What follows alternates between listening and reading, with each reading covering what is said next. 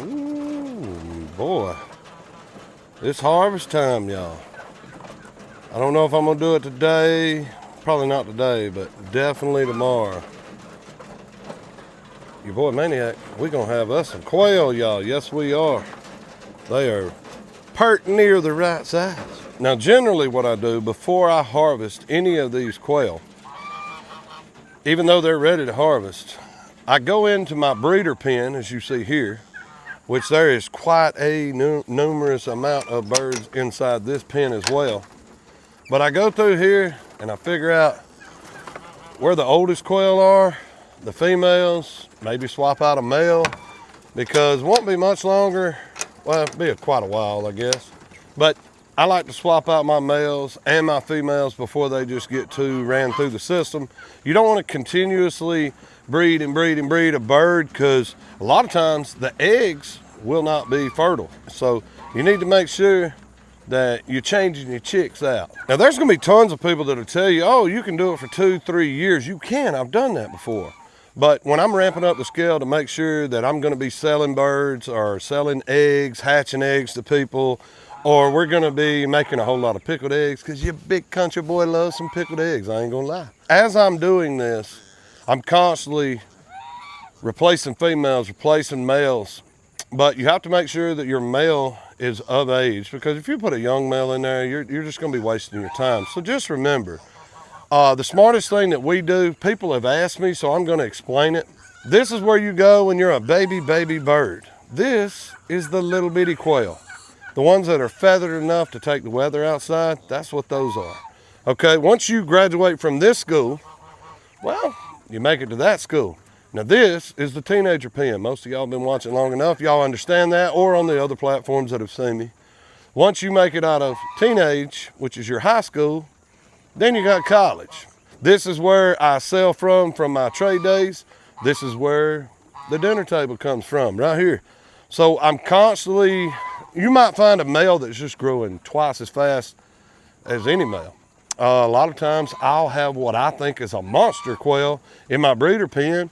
And then sometimes, y'all, with changing out the breeds like I do and constantly looking for quail, or people give me quail, or I buy more quail, you never know. But you can end up with some really large males and females. And whenever I see those, I'm swapping them out. When I get really big birds, I don't feel like they're as fertile. Like when we get crazy birds, like crazy sized birds, we get some eggs, but not as many. You know, put in the comments if you disagree. Maybe you've noticed this. I don't know. It's like a trend with me. Every time I get very large quail, you don't get as many eggs, or they're not as fertile. It's the weirdest thing. But like, as long as you have like typically, you know, just normal typical jumbo quail, you're going fine. Now, a standard quail lays better eggs, better fertility than a jumbo. Some people may disagree. I've had 20 different breeds of jumbos, and I've had 50 different breeds of daggum just standard quail. Standard quail lay more eggs, plus they're more fertile. Jumbos are fertile, before y'all misunderstand what I'm saying. They are fertile, and you do have really good, but they're nowhere near. Like when we raised just standard size quail, you know, the 9 to 10 ounce bird, before we got to the 13 to 16 ounce birds and even bigger, fertility was a whole lot different when we went to jumbos. The egg laying was a whole lot different when we went to jumbos. And yes, I've had people argue and be like, oh, you don't know what you're talking about. Oh my God, you must never raise quail in your life. Blah, blah, blah, blah. Yo, I've been raising quail forever. Come on, it's my opinion, not yours. don't worry about that. Don't worry about none of that, because this is your farm, your mini farm, your slash hobby, whatever you're doing. This is yours. You know what you know. We write down all of ours. We keep very good records. I'm just telling you what I know for a fact. The standard quail that I raised had way more eggs, way more fertility. My jumbos do not produce as well as my standard quail did.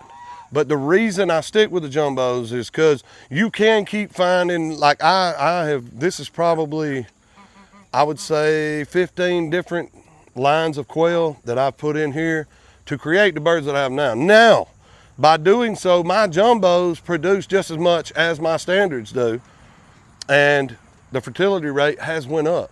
But I got 5 different jumbos from 5 different states, y'all, and the fertility rate was bad. I mean, it could have been the breeds that I had, it could have been the change, but we had them for a year before we started noticing problems. We started noticing, man, why are we not getting this many eggs? Instead of getting eggs before spring hit, we had to wait till after spring hit to get eggs. That is weird. I don't care what anybody says. And we had raised quail for years before that. So when I went to jumbos, it was a totally different swing of things. Finally started looking for those big, awesome females, going for monster males. Either I created, I'd see them at a trade day, a flea market, anything like that, and I brought them in and just kept changing the breeds, changing the males, changing the females. We did have some quail, y'all, that were terrible with fertility, and so I swapped them out, kept the females just to see if it was the females. Come to find out it was the male. One time it was the females that just didn't produce enough eggs. But y'all, this is all trial and error. It's an experiment. Don't beat yourself up. You will learn from your mistakes. Now, upon further investigating everything that I've done, people are gonna, people always have their own things to say. They can say whatever they want to say. Oh, you're new to quail. You don't have a clue what you're doing. Oh my God. Maybe you should research quail more. Maybe you should read more books. Maybe you should watch more episodes. Everything I'm telling you, I raised here myself. Had nothing to do with a video, had nothing to do with a book. This is hands-on. Some breeds have terrible fertility rates. Some have amazing fertility rates. But I did notice when I went to jumbos, it was bad. It didn't matter where I bought them from, how good they said their quail. It did not work that way for over a year, actually.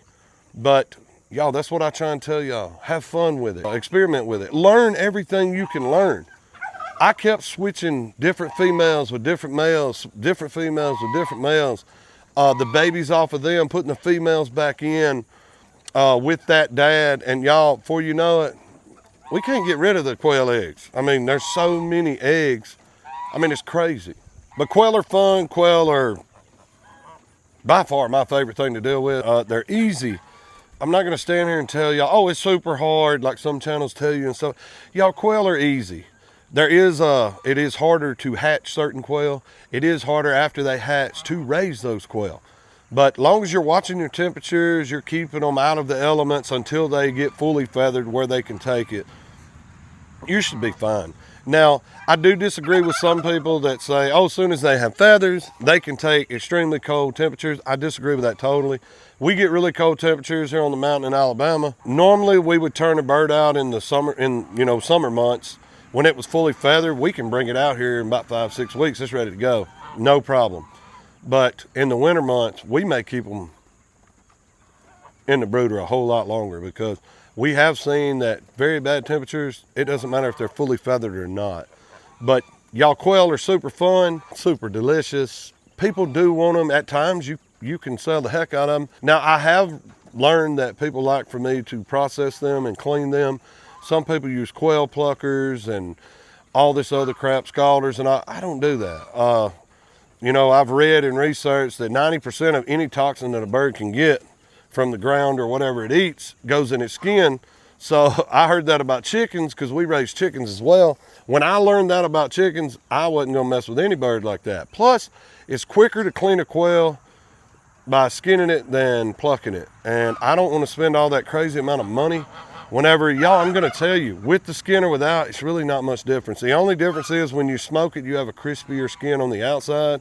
But if you know how to season something really good, inject it, or batter it, you'll never know it didn't have skin to begin with. So it's super fast to clean a quail. They're super delicious without the skin. I've had people try to tell me one thing and then you feed them and they're like, holy crap, this is really good and there's no skin on it. Yeah. Y'all, it's to each his own. It's however you want to do it. I think it's amazing. I think it tastes great and you can flavor it any way you want. Y'all, I swear you can flavor quail with dill pickles. I'm telling you, I think if you dill pickled a quail, it would taste amazing in my opinion. And I hate pickles, y'all. It's so good. It's the easiest thing to get into. It's extremely affordable to get into quail. And as long as you don't get stupid, crazy numbers, you should be able to manage with any income that you're dealing with. I mean, once you realize, you know, hey, I'm just raising enough for my family. Y'all, it doesn't take that many quail for you to produce enough for your family. 20, 30 quail, shoot, you're good, y'all. You're golden. You have a big, large family, you may want 70 quail or 50 or 60 quail. We like the eggs. We love them pickled. We love them scrambled on our sliders. I'm still gonna make the video where we do the sliders. I think that's pretty cool, and it tastes amazing. It makes a really good omelet, but if you want my opinion, I think turkey eggs make the best omelet you can get, because for some reason, turkey eggs are so creamy. And there's gonna be people argue this or argue that, but I've eaten a whole lot of turkey eggs. I think turkey eggs are more creamier, cheesy flavored omelet. That's what I believe. Y'all, you just gotta get up, get outside, get to doing something, because quail they're just amazing. They are. Easy to keep, easy to clean up after, easy to take care of, super easy to process, and super affordable. You're correct, I'm not a quail guru, but I've been raising quail for quite a number of years now, and I can raise the heck out of them. I am learning that bob white quail are extremely harder to raise. I actually answered some comments on a last video, and I gave them my opinion. I think the wild in the bob whites, you know, they're wild no matter what you do. They're gonna be wild. You can sort of tame a Coturnix, but a bob white, oh no. Them bad boys is ready to fly, ready to get up out of here. But that project's still going. To anybody that's watching these videos, I haven't left out the bob whites. They're taking forever to get hatching, forever. The bob whites take longer to grow up. And y'all, I've learned that even though you got the temperature right, the food right, the water right, and we're raising them inside, y'all, it has to be the wild in them. It's got to be, in my opinion. I'm not saying it has to be, but that's what I believe it's came down to. I think that's what it is. I mean, we can do everything right, and we'll lose 7 or 8 of them. And I'm like, wow. But luckily, we're constantly putting eggs in the incubator. I am going to build this flock back up. And I do have babies in here. Y'all will see them, but I actually made a short. You can see some of them, the babies that are in the short, the cheapest brooder, fastest, cheapest brooder. I can't remember what I titled it, but y'all go check that out. I really thoroughly enjoy all the comments I get. Please comment in here. If you've been watching the video this far, thank you. Please click like, subscribe, comment in here, y'all. Come on, comment. Let's put us on top. Let's get this boy monetized one day, right? But you have no idea what you're missing. If you're not raising quail, if you want to raise quail, yes, my grass isn't cut, y'all. I got broke down lawnmowers. Throw comments about that. I don't care. Am I a poor country boy living on a mountain with my lawnmowers tore up? My grass is too high. Yep, but I got natural lawnmowers that I can turn loose, and that's geese. But quail are my forte. I love them. I'm good with them. I'm good at it. Never really fooled with bob whites until this year, but y'all, this time next year, you might as well call me a swami. I'm the Quail King of Sand Mountain, baby. I'm your boy Maniac. We out.